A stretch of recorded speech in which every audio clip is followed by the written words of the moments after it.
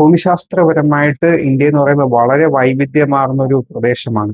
ഈ വൈവിധ്യത്തിന്റെ ബേസിൽ ഇന്ത്യയെ 6 physiographic divisions ആയിട്ടാണ് ക്ലാസിഫൈ ചെയ്തിരിക്കുന്നത്. അതിൽ ഒന്നാമത്തെ ഡിവിഷൻ എന്ന് പറയുമ്പോൾ ഹിമാലയൻ മൗണ്ടൻ റേഞ്ചസ് ആണ്. അത് ഇന്ത്യയുടെ നോർത്ത് ആൻഡ് നോർത്ത് ഈസ്റ്റേൺ റീജിയനിലാണ് വ്യാപിച്ചു കിടക്കുന്നത്. ഹിമാലയ റീജിയൻ എന്ന് പറയുമ്പോൾ ഇന്ത്യയുടെ ജോഗ്രഫിക്കൽ ഏരിയയുടെ 16% ഏരിയ ഹിമാലയൻ മൗണ്ടൻസ് ആണ് കവർ ചെയ്തിരിക്കുന്നത്. അത് കഴിഞ്ഞ രണ്ടാമത്തെ ഫിസിയോഗ്രഫിക് ഡിവിഷൻസ് ആണ് നോർത്ത് ഇന്ത്യൻ പ്ലെയിൻസ്.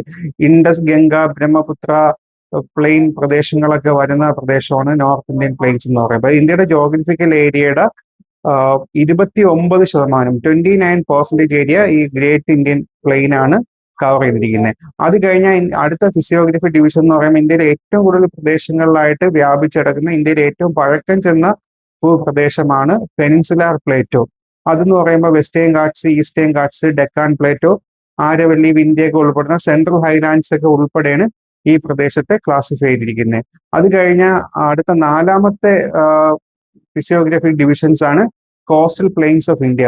അറേബ്യൻ സീയുടെയും ബേ ഓഫ് ബംഗാളിന്റെയും ഇന്ത്യൻ ഓഷന്റെ ഒക്കെ ബാങ്കിലായിട്ടാണ് ഈ കോസ്റ്റൽ പ്ലെയിൻസ് വന്നിരിക്കുന്നത്. അത് ഇന്ത്യയുടെ ജോഗ്രഫിക്കൽ ഏരിയയുടെ 13% ഏരിയയാണ് ഈ കോസ്റ്റൽ പ്ലെയിൻസ് കവർ ചെയ്തിരിക്കുന്നത്.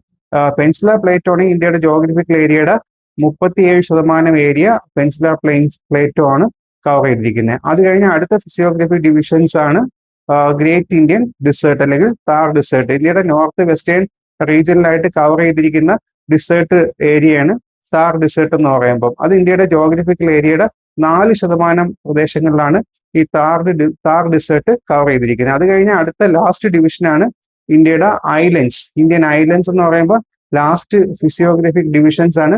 അത് ഇന്ത്യയുടെ ടോട്ടൽ ജോഗ്രഫിക്കൽ ഏരിയയുടെ 1% ആണ് ഈ ഇന്ത്യയുടെ ഐലൻഡ്സ് കവർ ചെയ്തിരിക്കുന്നത്. അത് Lakshadweep group of islands, Andaman Nicobar group of islands ഒക്കെ ഉൾപ്പെടെയാണ് ഇത് കാറ്റഗറൈസ് ചെയ്തിരിക്കുന്നത്. അങ്ങനെ ഇന്ത്യയിൽ 6 ഫിസിയോഗ്രഫിക് ഡിവിഷൻസ് ആയിട്ടാണ് ക്ലാസിഫൈ ചെയ്തിരിക്കുന്നത്.